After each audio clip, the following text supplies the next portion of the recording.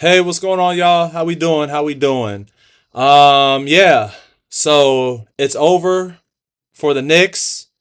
The Indiana Pacers are going to the NBA Finals for the first time since 2000. I want to preface this by saying that I am happy for the Indiana fan base. I understand the turmoil they had to go through throughout the years, especially they had to see Paul George beg his way out of Indiana because he didn't feel like he was going to win there. Running into LeBron multiple times, losing in the conference finals multiple times, losing to LeBron in the first round with Oladipo. Oladipo blows out his knee. He was never the same player. They got swept in the bubble. And then they pretty much rebuild around Tyrese Halliburton, got him from Sacramento, and really they were kind of a very mid team that didn't look like they had any future going any. Yeah, they didn't really have any future. But last year, Tyrese and the Pacers really made their marks, and they put themselves on the map, and they put the NBA on notice. They got swept by the Celtics, but this time around, they finally got the job done and they finally punched their ticket to the NBA Finals. I was dead wrong about this Pacer team because if you guys remember in my first episode playoff it wasn't my first episode. It was like one of the episodes in playoff preview. I had the Bucks winning the series against Indiana in 6 games. Obviously, I was wrong about that. Of course, Dame injured his Achilles, so it really didn't make things better. Uh, but they ended up escaping that in 5 games. They got past Cleveland in 5 games, which that one was really impressive because the Cleveland Cavaliers dropped the first 2 games, especially that game too. I understand they had players hurt, but you were up 20 in that game, and you were also up 7 with a minute. Yeah, they were up 7 with a minute to go, and for some reason Indiana just had a miraculous comeback, and then they escaped with a Game 5 victory. As far as the series after this series, man, look, the Pacers were just better all around. The Pacers, they dictated the tempo, they dictated the pace, and most importantly, and a lot of people are not going to give them much credit on this end, Indiana played stellar defense, led by the two head of the snakes, Andrew Nemhart and Aaron Nesmith. Game 6, Andrew was phenomenal. When Neesmith got on the bench with 5 fouls, with 5 fouls, and obviously he was in foul trouble for almost the entire game, Nemhard did a number on Jalen Brunson. There was a play where Josh Hart brings the ball up the floor. Pascal Siakam was pressuring the ball. They get the ball to Jalen. Andrew was all up in his grill space. And the possession after, I think, yeah, it was the possession after, they get the ball, and Landry Shamet sets a very horrible screen, but it caused Jalen to run to Tyrese Halliburton. But I think Nemhard got credited for the steal. He had 6 steals this entire game. So give the Pacers credit. And the thing that I did like about this Pacer team throughout this whole series and throughout the whole playoffs, essentially, they had a never say die mentality. Like you could tell that when they were down 20 to Milwaukee in that closeout Game 5, it didn't matter because they still had the next play, never say die mentality. You feel me? And then they were down 20 to Cleveland Game 2. They were down 19 in Cleveland in Game 5. And they made their comebacks then too.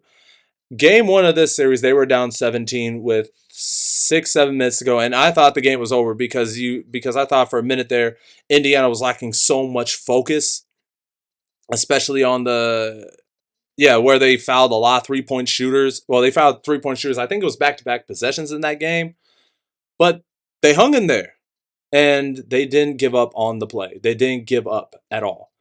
So I gotta give credit to this Indiana Pacer team because their fast paced ball was just enjoyable to watch. And obviously, I'm going to talk about the Knicks, but I really want to give my respect to Indiana in this sense. They exposed a lot of holes in that on that Knick team, right? Because the Knicks, for some reason, couldn't get back at all, but Indiana took advantage of that. Like a lot of people are saying, well, the Knicks didn't do this, that, or the other very well. Indiana capitalized on that. Did people not want Indiana capitalize? Like, come on, let's give the Indiana Pacers a lot of credit here.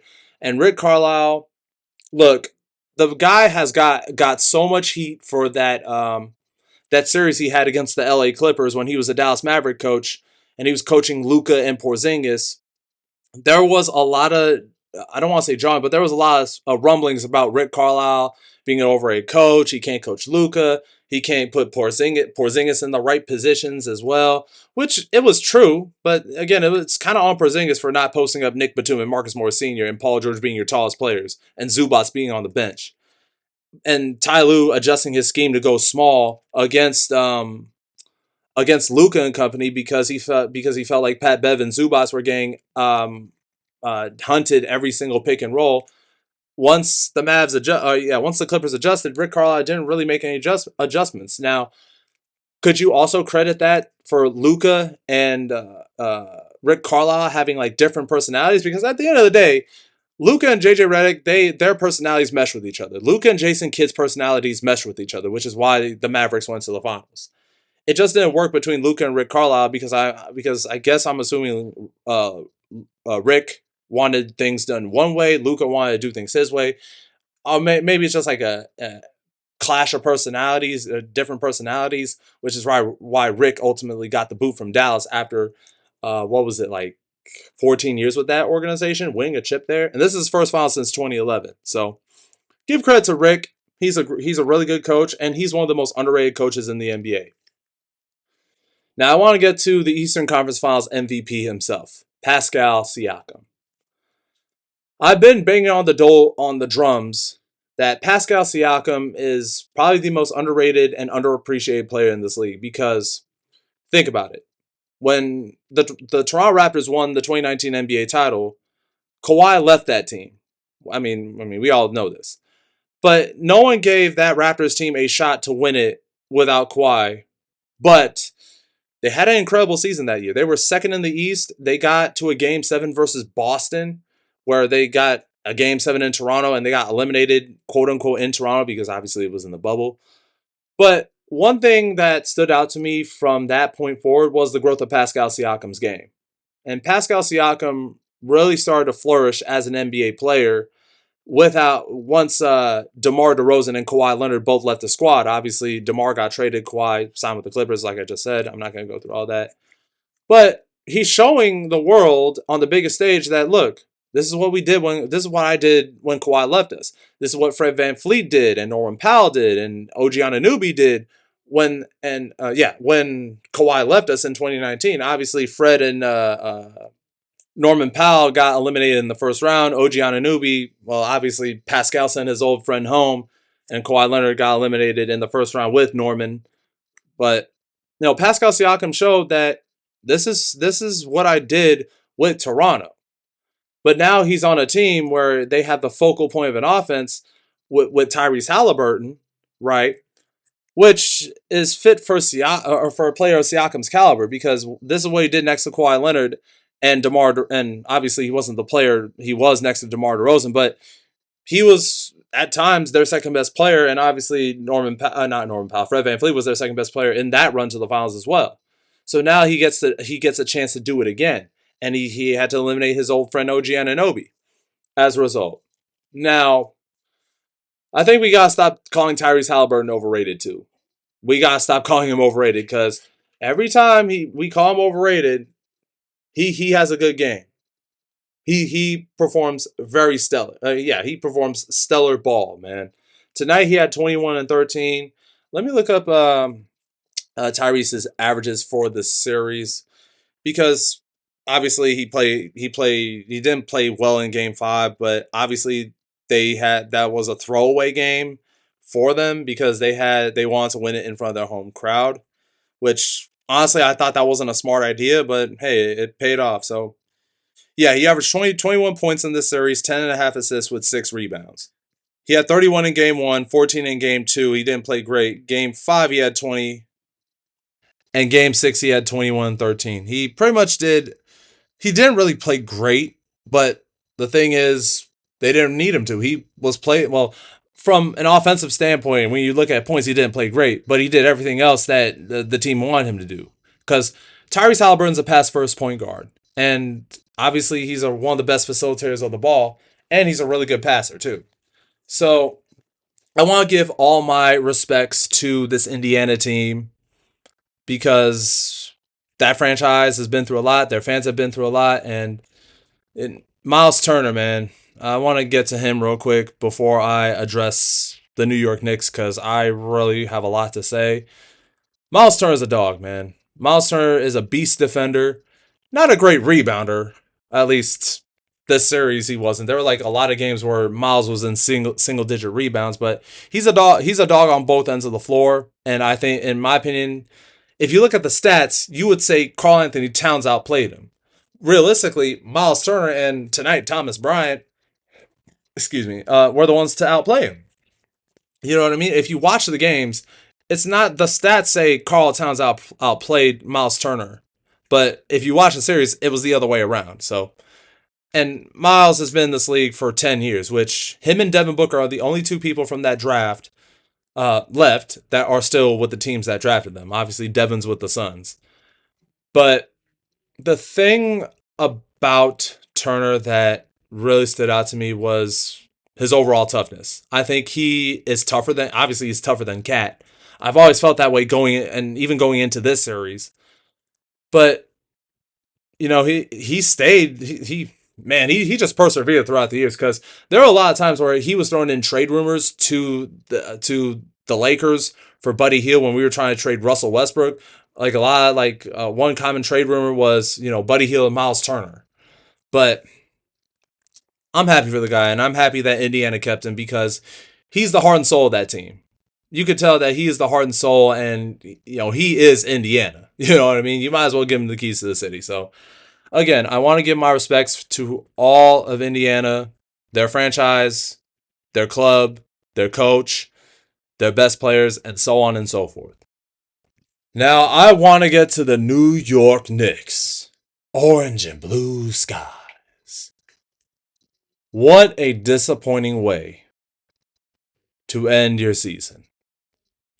Karl Anthony Towns, the stats say he had 20 and 12. I'm going to look up that game. I think his final stat line was 20 and 12, but it was like the quietest 20 and 12 game I've ever seen from a player of his caliber. 22 and 14. Okay. That was the quietest 22 and 14 that I've ever seen because he couldn't hit his threes. A lot of his shots were very dumb shots too.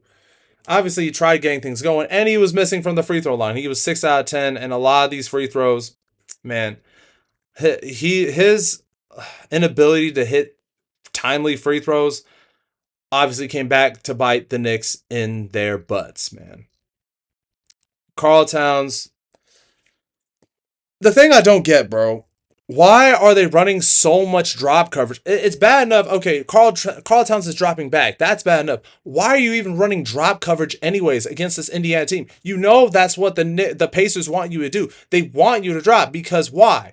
It's a 2-on-1 every single play. This is what Karl Towns did last year with the Minnesota Timberwolves with Rudy Gobert. Why were they playing so much drop coverage on Luka Doncic and Kyrie Irving? That made no sense because Kyrie was able to turn the corner every single time. Luka got everything he wanted, whether it was a floater or lobs to Danny Gafford and the other big Derek Lively. This time around, Tyrese got everything. He got all the floors in the lane. He got Siakam involved. He got Miles Turner involved. He got Thomas Bryant involved. They got everything they want whenever they want because Karl Towns kept dropping back, and to a certain extent, Mitchell Robinson too. So that defensive schematics made no sense, and that was the dumbest defensive strategy I've ever seen from a guy that's supposed to be a defensive-minded coach. And of course, doing his best Doc impersonation, not really adjusting when it matters most. Obviously, he won a chip with Doc Rivers in 2008 as his defensive coordinator, but that didn't matter because he picked up a lot of bad habits from Doc Rivers. You feel me? So that was probably the dumbest defensive strategy I have ever seen a team implement. Just for some reason, play drop coverage against a team that wants you to play drop coverage, because that's where Indiana really can really hurt you. I don't know, man. That was just really dumb, and I can't let Jalen Brunson off the hook here. I want to preface by saying this: Jalen Brunson tried his hardest. He did everything he could. But the Indiana defense was smothering him. They didn't allow Jalen to get free rides to the rim because really Jalen's game is let me get downhill. He's not he can shoot, but that's not his overall game. He wants to get into the mid range toward the heading toward the paint. He wants to get into that mid range paint area, but the Pacers couldn't let him.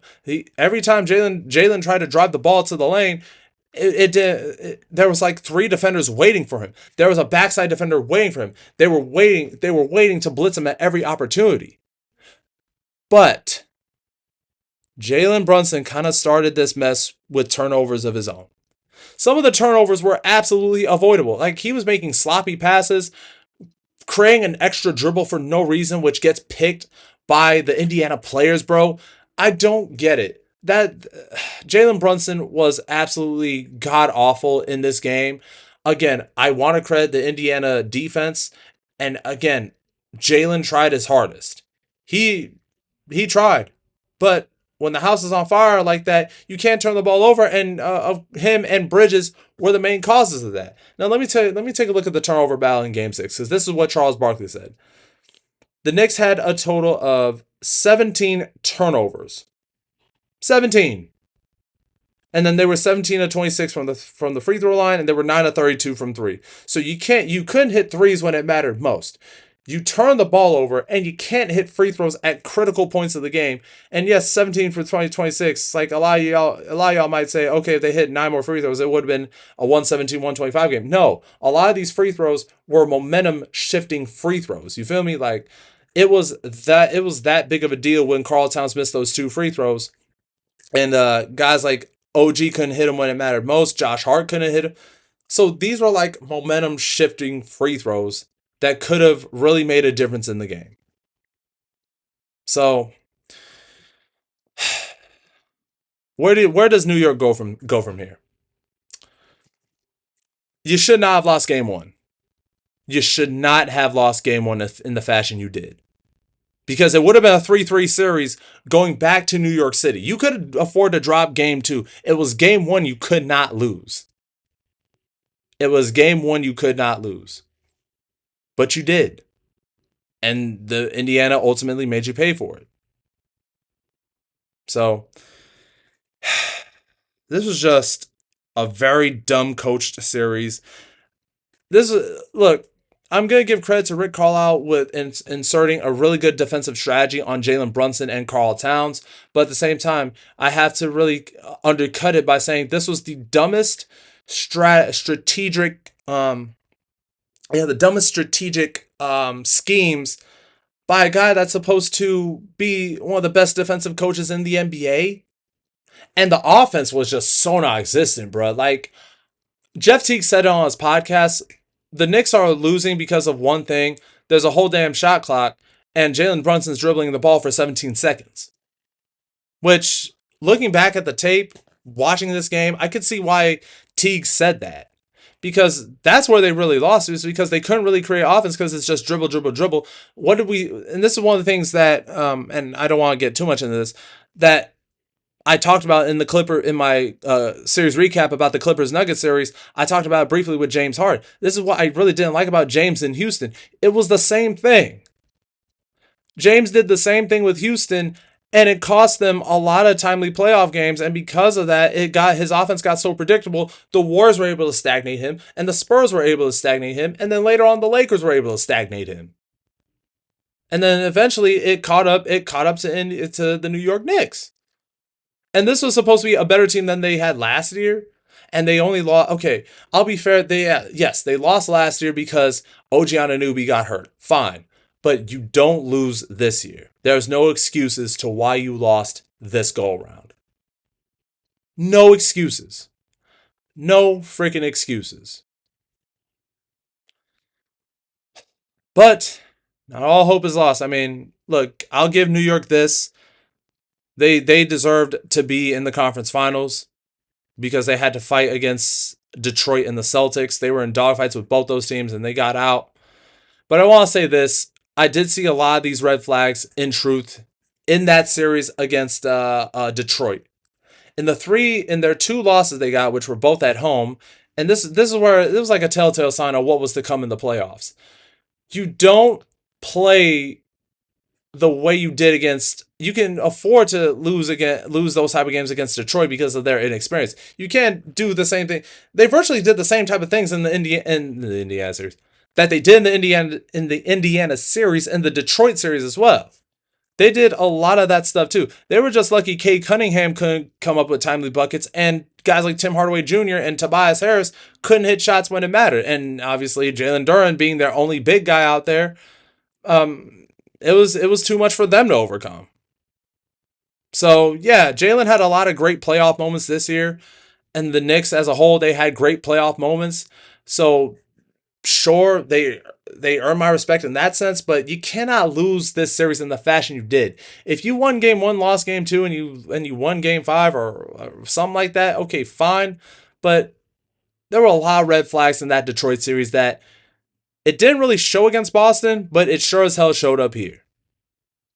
So season's over for the Knicks. Going forward, they cannot continue with this roster. With this roster. They really have to revamp, retool, get athletic guys that can get back. And honestly, I would fire Coach Tibbs. I would fire Coach Tibbs, yes. I would hire a guy like Mike Malone, who, with his years with the Denver Nuggets, he had an offensive system.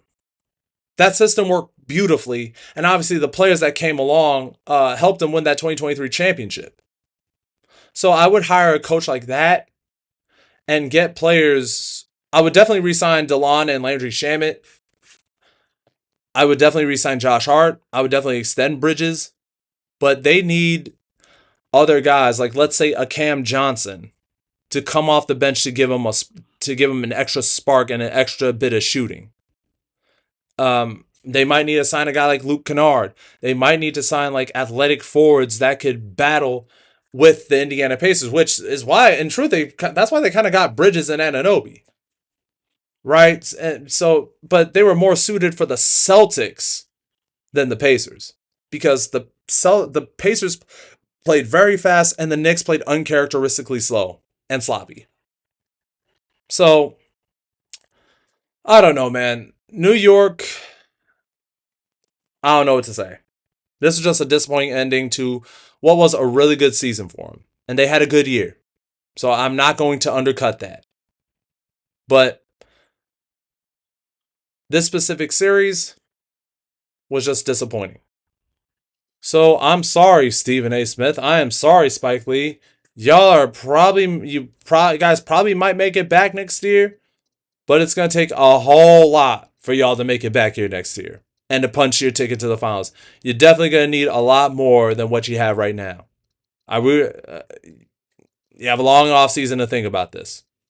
A very long off season. Now, enough about them. What can I expect from in this upcoming NBA final? So I'm gonna do like a 2-for-1. I'm gonna do a quick playoff finals preview, and I may make a separate video about it. I may not, but I'm expecting it to be a pretty good series. Obviously, Oklahoma City is the runaway favorite and the prohibitive favorite to win it all. Obviously, because they looked really invincible. Obviously, with the exception against Denver, but give credit to Denver, they kept it close with them, and OKC just when it was time for them to capitalize, they capitalized. So I'm giving credit to Oklahoma City there. But I'm not going to sleep on this Indiana Pacer team because on paper, this series should be a runaway for Oklahoma City. But we said this about Milwaukee. We said this about Cleveland. And we said this about the Knicks. So I do expect Indiana to come in and give OKC a fight. And I think it'll be a much more entertaining series than people imagine. I don't think it will be an easy sweep like everyone is saying it is. I don't expect it to be an easy sweep, but I would be very surprised if Oklahoma City doesn't win the finals because after all, it's their championship to win. It's their championship to win. And they deserve it, but if Indiana does win, they deserve it too. But this is more Oklahoma City's chip to win. And I think this will be good building blocks for a team like the Pacers whether they win the finals or not, this will be a good start for them. This will be a really, really good start for them. And I think this will send a message to the rest of the East that the Indiana Pacers are here to stay. But Oklahoma City, this is gonna be tough. It's gonna be a tough. It's gonna be a tough finals. I don't think it'll be an easy sweep. If it is, it is. I'll kindly eat my words. But hey, Paul George, I'm gonna sign off once I say this. Hey, Paul George, um, the two teams you couldn't do it with, they did it without you. Shea Gilgeous did what you couldn't do. Indiana did what you couldn't do. Now, to be fair, all those times running into LeBron, the Heat was at their absolute peak. Okay, I understand that. But Oklahoma City, man, they did it when after they traded you. It was only a matter of time, and you never made an NBA Finals. You made a conference finals to show for it. Sad, sad. 2 year old teams are making the finals, and you're not even anywhere close to being on the roster. Sad reality, man. But yeah, should be an entertaining finals, and this was a pretty entertaining series. First 4 games were absolute flames. Game 5 was a stinker, and Game 6 was a decent game, but at the end of the day, Indiana ran away with it when it mattered most. So, shout to the Indiana Pacers. Their fan base deserves it. So, I don't know, man. This should be a very, very fun series to watch, and I'm excited to cover the NBA Finals. So how's this going to work? So just like what I did with the Suns Bucks NBA Finals in 2021, I'm going to divide it with the first 2 episodes. I'm going to be covering the first 2 episodes. It'll go under series recap. And I will explain like my analysis on like the first 2 games, and then the second 2 games. I will do a follow up episode on that, and then after the rest of the finals, I will do one last episode series recap. Some of y'all say you only need 2 series recap episodes for this because a lot of y'all are saying it's a clean sweep. But again, I may switch it up because it depends on how this series goes. Obviously, let's say OKC wins the first 2 games, Indiana wins Game 3, but they lose Game 4. I'll wait until Game 5 to cover the rest of, or games 1 and 2. I'll definitely do an episode. But if Indiana wins Game 3, OKC wins Game 4, and then they win Game 5, I'll just cover that the rest of the series in its entirety. But it's going to vary from series to series, but I can't wait to do this again. It's been 4 years since I did series recap covering the finals. I didn't do it in 2022 because I was just so lazy at the time, and I had school and work was just being my main crutch. But I'm back. I'm more motivated. I'm excited to watch this thing, man. But the Knicks, man, no orange and blue skies. It's just all sadness and silence in New York. So, yeah. Cancun on 3. 1, 2, 3, Cancun. All right, that's enough rambling for me today, bro. Yeah, hope you guys enjoyed this long episode of series recap. And let's get ready let's have a good finals, yeah? All right. Love y'all, man. That's the end of this video. I'm X. Deuces.